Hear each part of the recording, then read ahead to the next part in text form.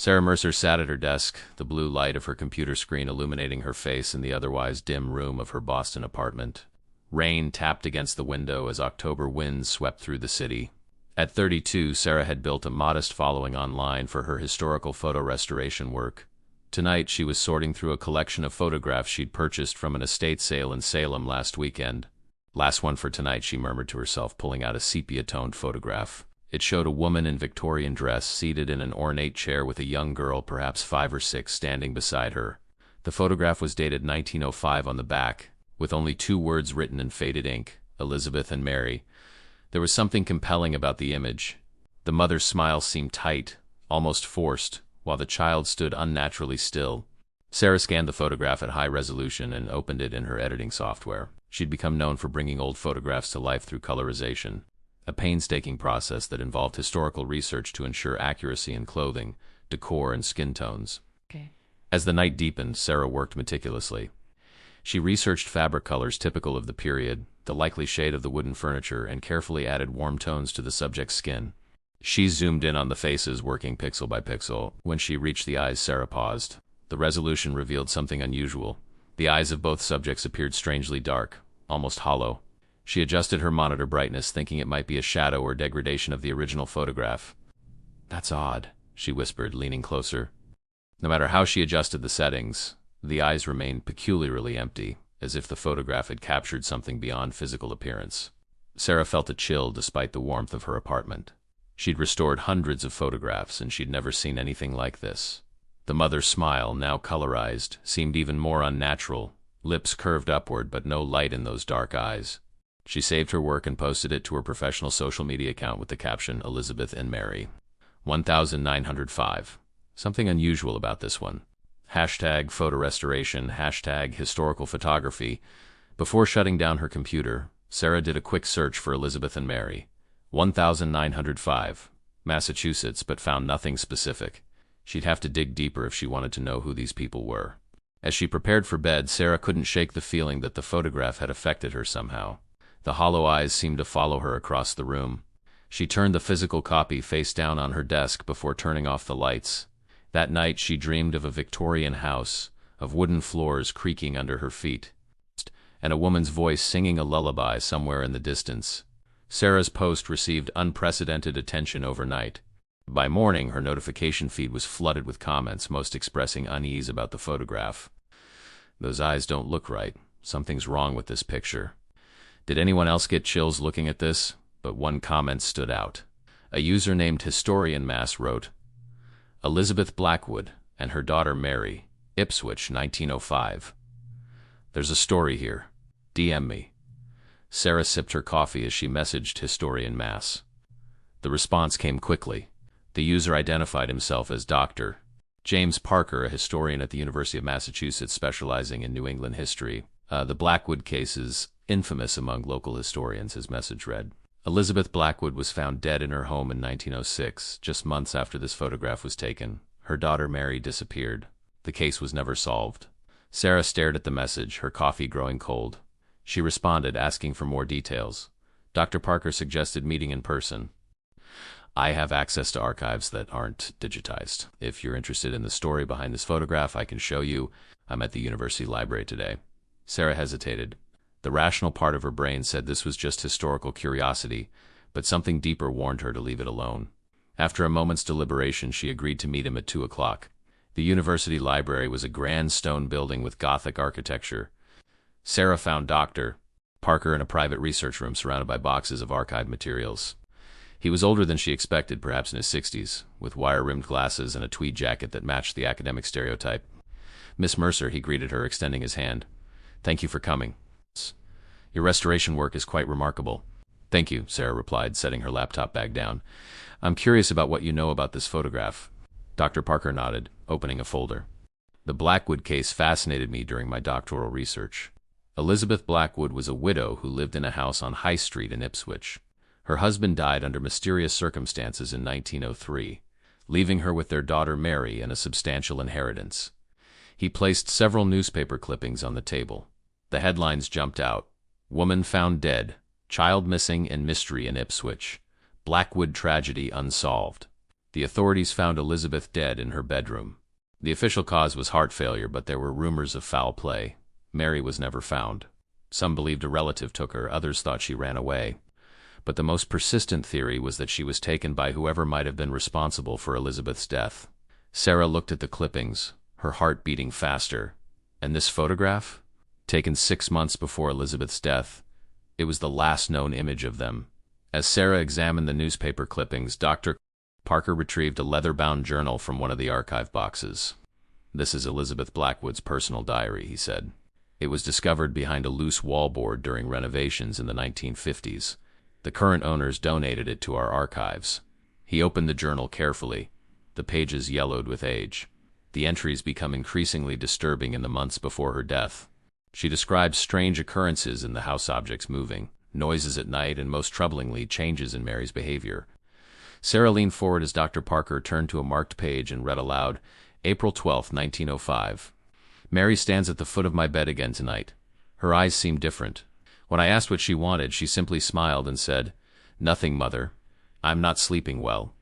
The photograph taken last week troubles me. Something is not right with how we appear in it.'" A chill ran down Sarah's spine. The date aligned perfectly with the photograph she'd restored. "There's more," Dr. Parker continued. "Elizabeth writes about a presence in the house, something she believes is influencing her daughter. The entries become more fragmented and paranoid as the journal progresses." He turned to the final entry, dated 2 days before Elizabeth's death. "I cannot bear it any longer. What looks out through Mary's eyes is not my daughter. I have consulted Dr. Harrison, but he dismisses my concerns as female hysteria. He does not see what I see. If anything happens to me, let it be known that it was not Mary's fault. Something else has taken hold of her. Something old and patient that has waited in this house." Sarah swallowed hard. "This is disturbing, but it could be explained by mental illness, couldn't it? Depression after her husband's death, perhaps paranoid delusions?" Dr. Parker nodded. "That was the prevailing theory at the time. But there's one more thing you should know." He hesitated. "The Blackwood house still stands in Ipswich. It has changed hands many times over the years. No family has stayed longer than 2 years. There are consistent reports of disturbances." "What kind of disturbances?" "Noises, cold spots, and most frequently sightings of a young girl in Victorian clothing standing at the foot of beds at night." Sarah felt goosebumps rising on her arms. "You believe the house is haunted?" "I'm a historian, Miss Mercer. I deal in documented facts. But I've interviewed former residents who have no reason to lie. People from different backgrounds who describe the same experiences without knowledge of the house's history." He closed the journal. "I contacted you because since you posted that restored image, activity at the house has reportedly increased. The current owners reached out to me yesterday, desperate for information after finding your post. They have a daughter who's begun talking to someone named Mary." Sarah's mouth went dry. "You think my restoration somehow activated something?" "I think there are forces we don't understand," Dr. Parker replied carefully. "The Blackwood case has always defied rational explanation, and now your work has brought attention back to it." As they spoke, Sarah's phone buzzed with a notification. Another comment on her post, from a new account. "You've seen us, now we've seen you too, Sarah." She dropped the phone on the table, hands shaking. Dr. Parker looked grim. "I think you should be careful, Miss Mercer.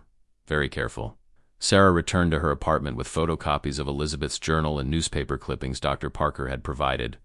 The afternoon sky had darkened with storm clouds, and by the time she reached her building, rain was falling in heavy sheets. Once inside, she hung her wet coat and sat at her desk, staring at the photograph still lying face down where she'd left it. With reluctant fingers, she turned it over. The sepia faces seemed to watch her with new intensity. Sarah's phone buzzed again. Another notification from the same anonymous account that had commented earlier. "Look closer at what you've done to us." Against her better judgment, Sarah opened her computer and pulled up her colorized version of the photograph. She zoomed in on the faces, examining her work with professional scrutiny. That's when she noticed something she'd missed before, a subtle inconsistency in the background. Behind Elizabeth and Mary, barely visible in the original but somehow enhanced in her restoration, was what appeared to be a mirror. And in that mirror, the reflection showed Elizabeth with her hands around Mary's throat. "That's impossible," Sarah whispered. She hadn't added that detail. It couldn't have been in the original. She would have noticed while working on the restoration. Her phone buzzed again. This time, a direct message. "Now you see what happened. But you don't understand yet." Sarah's hands trembled as she replied, "Who are you?" The response came immediately. "Come to the house." 317 High Street, Ipswich. See where it happened. Sarah called Dr. Parker, who answered on the second ring. Someone's messaging me about the photograph, she explained, her voice tight with anxiety. They're telling me to go to the Blackwood house. Miss Mercer, under no circumstances should you go there, Dr. Parker said firmly. I've been researching this case for decades, and there's something profoundly wrong with that property. I believe Elizabeth Blackwood's journal entries weren't delusions. Something happened in that house that defies explanation. The messages. They're showing me things I didn't see before. In the photograph, listen to me, he interrupted. After our meeting, I contacted a colleague who specializes in paranormal phenomena. This isn't my usual area, but the Blackwood case has always straddled the line between historical fact and something else. My colleague believes that certain images can serve as conduits, especially when attention is drawn to them. Lightning flashed outside Sarah's window, followed by a rumble of thunder that seemed to shake the building. By restoring and sharing that photograph, you may have inadvertently created a connection, Dr. Parker continued. The current owners of the house reported that their daughter began speaking to Mary the same night you posted your restoration. Sarah looked at her computer screen where the photograph was still displayed. What should I do? Delete the post? Put the original photograph away, not destroyed, but stored somewhere dark and contained. My colleague is driving up from New York to examine it properly. As they spoke, Sarah's lights flickered. Her computer screen went black momentarily before coming back on. When it did, her editing software had opened without her command, displaying the photograph again, but changed. Now both figures in the image were looking directly at the camera, their hollow eyes seeming to stare right at her. Dr. Parker, she whispered, something's happening to the image. I'm coming over, he said. Don't do anything with that photograph. Don't respond to any more messages. The call ended. Sarah sat frozen, staring at her screen as the image seemed to shift subtly, the figures moving almost imperceptibly. Her phone buzzed with another message. Too late. We're already here. Thunder crashed overhead as Sarah paced her apartment waiting for Dr. Parker. She'd unplugged her computer after the image began changing. But her phone continued receiving messages from the anonymous account. We waited so long for someone to see. Mother lied about everything. I'm still in the house. Always in the house. A knock at the door made Sarah jump. Through the peephole, she saw Dr. Parker, rainwater dripping from his coat. She let him in quickly. Show me the photograph, he said without preamble. Sarah led him to her desk where the original photograph lay. Dr. Parker pulled out white cotton gloves and carefully examined it. The provenance of this image? You said you purchased it at an estate sale, he asked. Yes, in Salem last weekend. It was part of a box of old photographs and postcards. I bought the entire collection. Dr. Parker nodded grimly. My colleague believes these objects sometimes find their way to people who are receptive. Your work in restoration may have made you a target. A target for what? For entities seeking acknowledgement, seeking to be seen. He placed the photograph in an envelope he'd brought. This needs to be properly contained until my colleague arrives tomorrow. Sarah's phone buzzed again. The message chilled her. Dr. Parker knows more than he's telling you. Ask him about 1973. She showed the message to Parker, whose face paled visibly. What happened in 1973? Sarah asked. The historian removed his glasses, rubbing the bridge of his nose. I was a graduate student. My dissertation focused on unsolved historical cases in Essex County. The Blackwood case fascinated me. I visited the house. He trailed off, looking troubled. What happened? Sarah pressed. I spent one night there. It was enough. I experienced things that changed the course of my research, changed my entire perspective on history and documentation. What things? I heard a child singing. Felt small hands touching my face in the dark. When I turned on the light, I saw a girl standing in the corner of the bedroom, Mary Blackwood, exactly as she appeared in photographs. But when she turned to face me, her eyes were double quotes. He shuddered. Empty, hollow, like in your restoration. Lightning illuminated the room in stark white light, followed immediately by a deafening crack of thunder. The power went out, plunging the apartment into darkness. Perfect timing, Sarah muttered, reaching for her phone's flashlight. In the harsh LED beam, Dr. Parker looked older, more haunted. There's something else you should know. The anonymous messages you're receiving. I received similar communications in 1973. Notes slipped under my hotel door. Whispered voices on my answering machine. What did they want? The same thing they want from you. They wanted me to tell their story, to reveal what really happened in that house in 1905. The flashlight beam caught something moving at the edge of the room. Sarah swung the light toward it, but there was nothing there. We should leave, Dr. Parker said urgently. My car is outside. We can go to my office at the university until the storm passes. As they gathered their things, Sarah's phone lit up with a final message. It wasn't the daughter who was possessed. It was the mother. Elizabeth killed Mary and buried her in the garden. The house knows. The house remembers. Sarah showed Dr. Parker, whose expression confirmed her worst fears. That's consistent with certain theories about the case, he admitted. Elizabeth's journal entries could be read as the ravings of a woman descending into murderous psychosis, projecting her own darkness onto her child. Then why do people see a child in the house? Why not Elizabeth? Dr. Parker picked up the envelope containing the photograph. Perhaps because Mary is the one with unfinished business, the one who needs justice.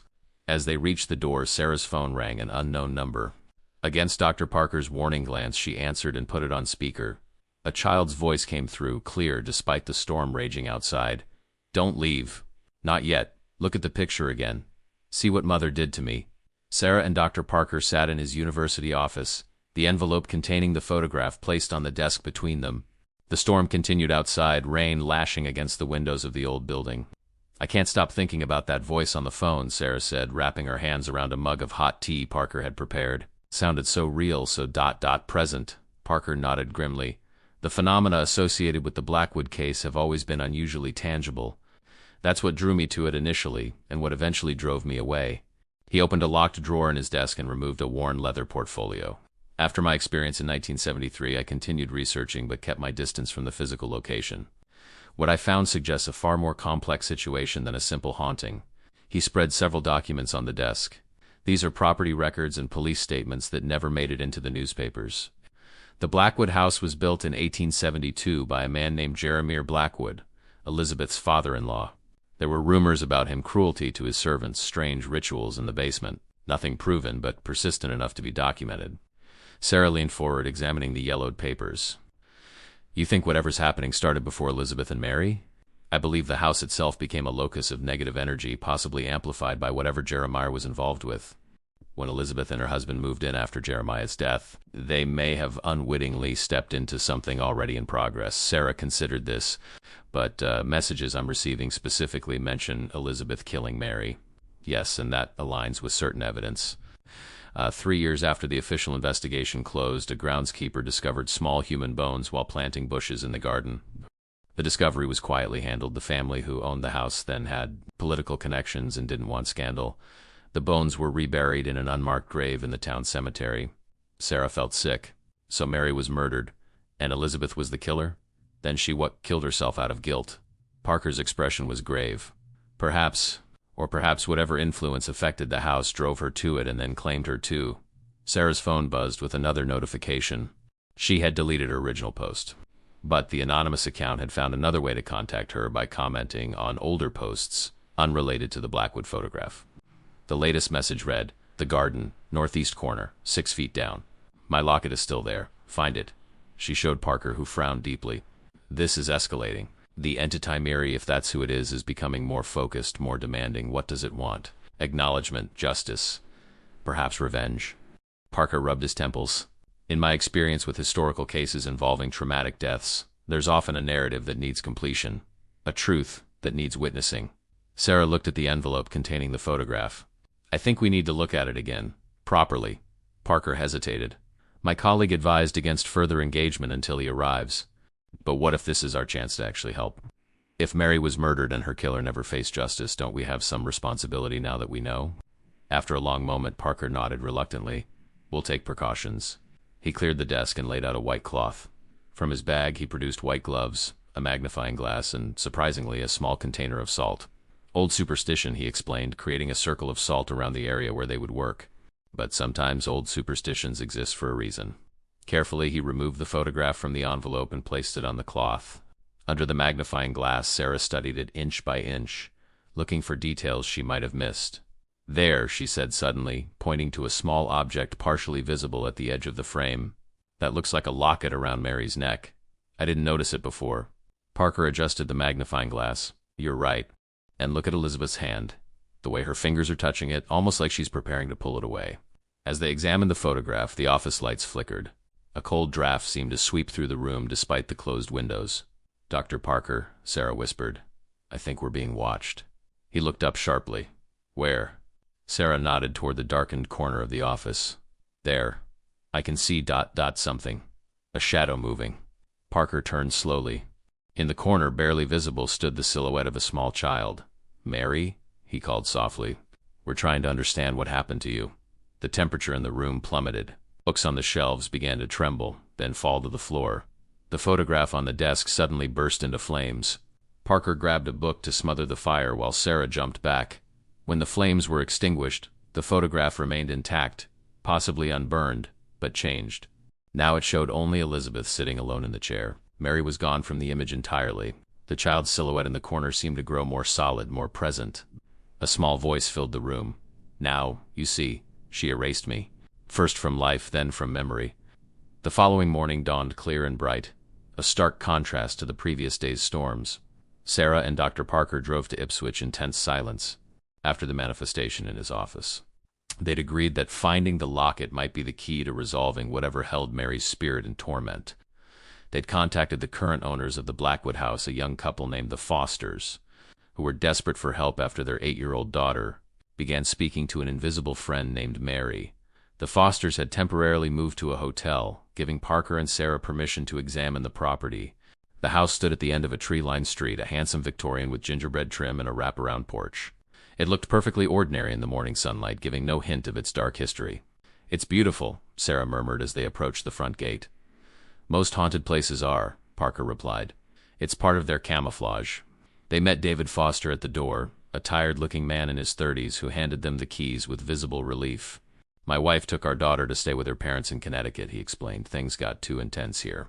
She was talking to someone we couldn't see, drawing pictures of a girl in old-fashioned clothes, waking up screaming about the lady with no eyes watching her sleep."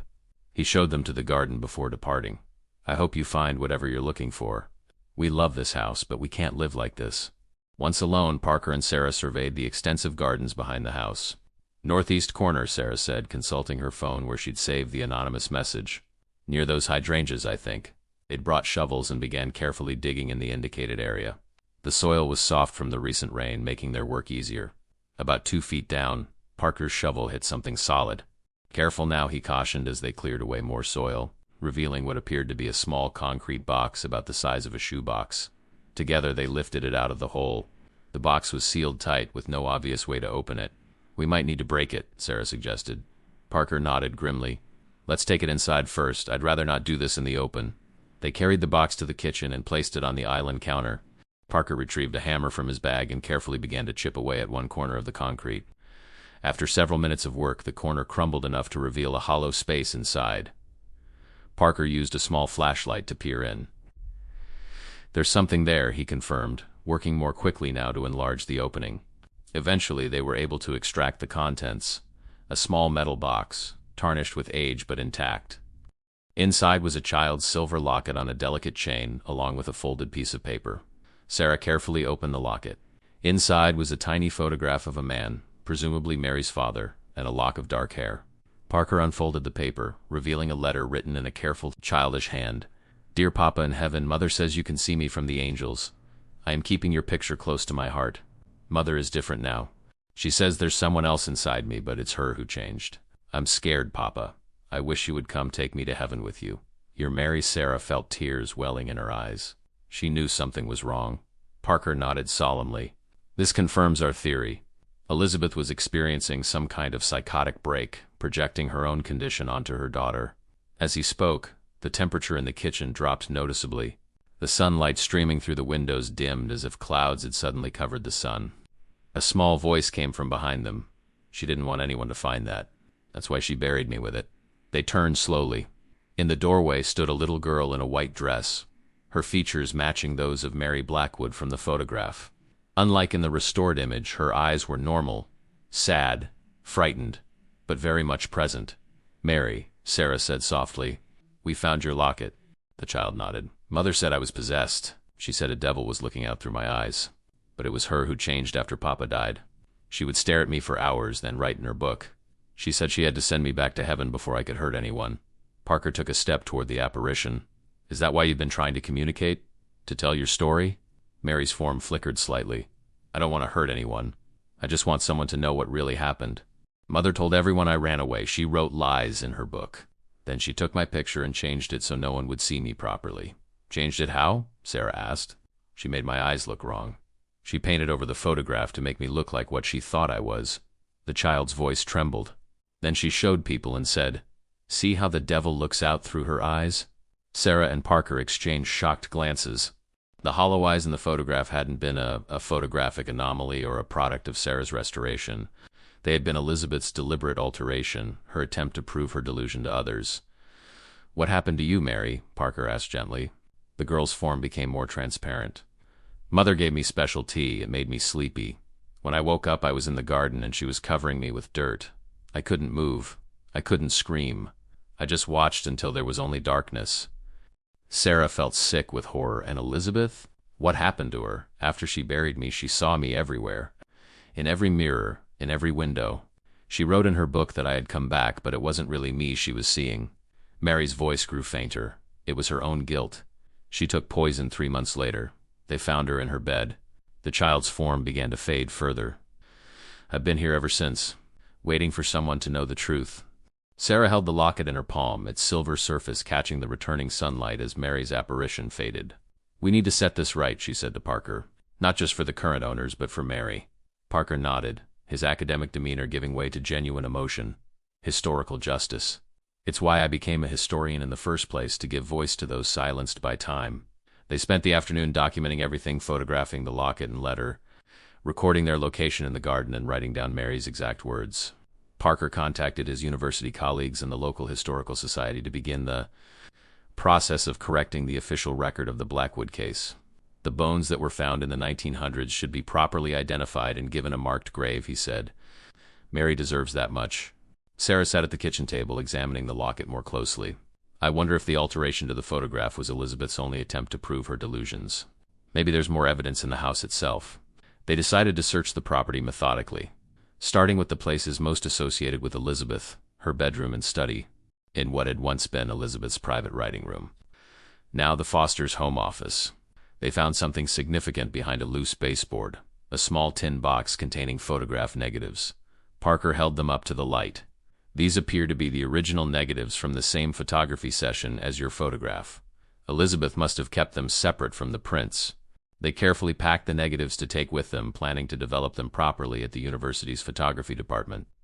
Before leaving the house, Sarah placed the locket on the mantelpiece in the living room. "Mary, if you can hear us, we're going to tell your story. The true story. Your mother can't silence you anymore." The air in the room seemed to lighten, the oppressive feeling that had permeated the house dissipating slightly. That evening in the university's darkroom, they developed the negatives under Parker's colleague's supervision. The resulting images confirmed their suspicions. The original photograph showed Mary with normal eyes. Elizabeth had indeed altered the prints afterward, painting over her daughter's eyes to create the hollow, demonic appearance. "This was a deliberate campaign to justify what she was planning to do," Parker said grimly. "She was creating evidence of Mary's supposed possession." Sarah nodded. "And my restoration accidentally revealed the truth by enhancing what was actually there in the original negative beneath Elizabeth's alterations." They worked late into the night, preparing a comprehensive report for the Historical Society, the current homeowners, and Dr. Parker's paranormal research colleague who had arrived that afternoon. 2 days later, they held a small ceremony at the Ipswich Cemetery, with permission from local authorities. A proper headstone was placed at the site where Mary's remains had been reburied decades ago. The stone read simply, "Mary Blackwood, 1899 to 1905, her truth." At last, is known the Fosters attended, along with several historians, a local minister, and Sarah. As the minister spoke words of remembrance, Sarah noticed a small figure standing at the edge of the gathering, a little girl in a white dress who smiled briefly before fading into the autumn sunlight. That night, Sarah received one final message on her phone. "Thank you for seeing me. I can rest now." 1 month later, Sarah sat in her apartment editing a new collection of historical photographs. The Blackwood case had changed her approach to her work. She now researched each image more thoroughly before beginning restoration, sensitive to the stories and potential secrets each might contain. The case had gained modest attention in historical circles. Dr. Parker had published a paper correcting the narrative of the Blackwood tragedy, complete with evidence of Elizabeth's mental decline and the physical proof of Mary's murder. The Fosters had returned to their home, reporting no further disturbances. Sarah's phone rang, Dr. Parker calling with an update. "The Historical Society completed their review of Elizabeth's journal," he said without preamble. "They found something interesting. Apparently several pages had been glued together, When carefully separated, they revealed entries from the weeks before Mary's death that had been deliberately hidden. What did they say? Sarah asked. They document Elizabeth's growing conviction that she needed to save Mary by sending her to heaven. But more importantly, they reveal why she began having these delusions. Elizabeth had been secretly consuming mercury-based beauty treatments, which were common in that era. Mercury poisoning can cause paranoia, hallucinations, and violent behavior. Sarah thought about the photograph that had started everything, Elizabeth's tight smile. Her controlled pose hiding a mind unraveling from both grief and poison. So she was literally being driven mad by her beauty regimen, Sarah said. That's tragically ironic. Indeed. The past is full of such ironies, Parker replied. By the way, how is your new project coming along? Sarah had been commissioned by the Massachusetts Historical Society to restore a collection of photographs from New England, asylum patients from the early 1900s. The project aimed to humanize these forgotten individuals and tell their stories with dignity. It's challenging but rewarding, she said. These were real people, not just case studies. Their photographs are often the only remaining evidence of their existence. After ending the call, Sarah returned to her current subject, a photograph of a young woman admitted to Danvers State Hospital in 1907 for female hysteria. The patient's expression was vacant, her hospital gown stark against the institutional backdrop. As Sarah worked on bringing natural color and detail to the image, she noticed something in the woman's hand, a small object clutched tightly. Zooming in, she realized it was a locket very similar to Mary's. The coincidence gave her pause. She checked the patient records that had accompanied the photograph. The woman's name was Catherine Wells, admitted after the sudden death of her sister in Ipswich. Ipswich, the same town where the Blackwood tragedy had occurred. Sarah quickly searched for more information about Catherine Wells and found a newspaper article mentioning that before her commitment to Danvers, she had worked as a housemaid for a prominent Ipswich family, the Blackwoods. The connection sent a chill through Sarah. Had Catherine witnessed something in that house? Had her knowledge contributed to her being labeled hysterical and locked away? Sarah picked up her phone to call Dr. Parker, then hesitated. The Blackwood case had been resolved. Mary's spirit seemed at peace. Was there any purpose in pursuing this new thread, potentially disturbing whatever balance had been achieved? After a moment's reflection, she dialed Parker's number. The truth, however difficult, deserved to be known. Catherine Wells, like Mary Blackwood, deserved to have her story told correctly. Dr. Parker, she said when he answered, I think there's more to the Blackwood case than we realized. There may have been a witness. Snow fell gently outside Sarah's apartment window as she pored over the documents Dr. Parker had obtained from the Danvers State Hospital archives.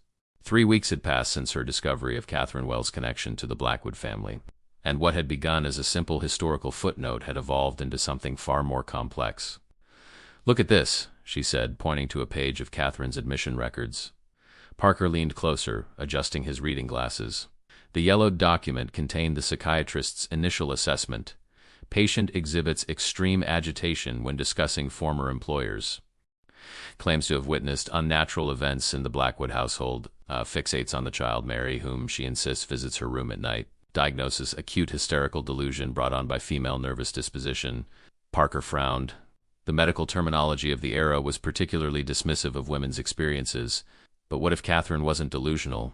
Sarah pulled out another document, this one from the hospital's daily observation logs. Look at this entry from 3 months into her stay. Patient Wells became highly distressed during night rounds. Nurse found her conversing with empty air, claiming the Blackwood child was present. Patient had obtained a pencil and paper and was transcribing what she called the child's testimony. Papers confiscated and destroyed as part of treatment. They destroyed potential evidence, Parker said grimly. Not all of it. Sarah carefully unfolded a fragile piece of paper that had been tucked between the pages of Catherine's file. This was misfiled in her medical documentation. It appears to be a fragment that escaped destruction. The paper contained childish handwriting, clearly not Catherine's based on the comparison with her admission forms. The message was incomplete but chilling. Miss Catherine, please tell them Mother keeps me in the garden now. She says I am safer there where no one can see my eyes. She makes me drink the tea every night, but I pretend to sleep. Last night she took Papa's show. The note ended abruptly, the rest torn away or destroyed. Papa's shovel, Parker finished quietly. Elizabeth used her husband's gardening tools to bury Mary. Sarah nodded. Catherine must have been secretly communicating with Mary in the weeks before her death. Maybe she suspected something was wrong but didn't intervene in time. Or tried to intervene and was dismissed, Parker suggested. A housemaid accusing her wealthy employer of mistreating a child would hardly have been taken seriously in 1905. Sarah turned to her computer where she'd been reconstructing the timeline. According to employment records from the Blackwood estate, Catherine was dismissed for inappropriate familiarity with the child 2 weeks before Mary's death. She was hired by another family in Salem but committed to Danvers just a month later after reportedly becoming increasingly distressed and insisting that Mary's ghost was following her. The guilt of the survivor, Parker murmured. She knew something was wrong but couldn't prevent the tragedy, and then was institutionalized for speaking the truth. Sarah studied the photograph of Catherine she'd been restoring. In the young woman's eyes she could see not madness but profound grief and fear. Parker gathered the documents carefully. I believe we've found our witness. Too late for justice in her lifetime, but perhaps not too late for historical accuracy. What happened to her? Sarah asked. Parker's expression darkened. Catherine Wells died at Danvers in 1911. Pneumonia, according to her death certificate, though that was often the official cause listed for patients who wasted away under institutional neglect. Sarah looked again at Catherine's photograph. 6 years in that place, carrying the truth no one would believe. Not unlike Mary. Trapped in that house with her story untold, Parker observed. 2 women, 1 a child, 1 barely more than a girl herself, silenced by the power structures of their time. Sarah made a decision. We need to add Catherine to our historical record of the case. Her perspective changes everything. She wasn't just a dismissed servant or a mental patient. She was trying to protect Mary. As they worked into the evening, organizing their findings for an updated report to the Historical Society, Sarah felt the weight of responsibility that came with uncovering these long-buried truths. Her restoration work had always been about bringing the past to life, but never had it felt so literal, so consequential. I've been thinking, she said as they finished, about why Mary's spirit remained in that house for so long. It wasn't just that her murder went unacknowledged. It was that she had no witness, no one who both knew the truth and could speak it. Parker nodded thoughtfully. Catherine tried, but the world wouldn't listen. Until now, Sarah said, looking at the 2 photographs side by side on her desk, Mary with her hollow eyes restored to normal, and Catherine with her silent knowledge finally acknowledged, until we became their witnesses, a century later. Outside, the snow continued to fall, covering the city in a blanket of white that reminded Sarah of how easily the past can be concealed, how tenaciously truth waits beneath the surface, and how sometimes it takes just one person willing to look deeper to bring what was hidden into the light. In the soft glow of her desk lamp, Sarah could almost imagine she saw 2 figures reflected in her window, a woman and a child, standing together, finally at peace. Some stories refuse to stay buried, she whispered. And somewhere in the quiet of her apartment she thought she heard a child's grateful laughter in response.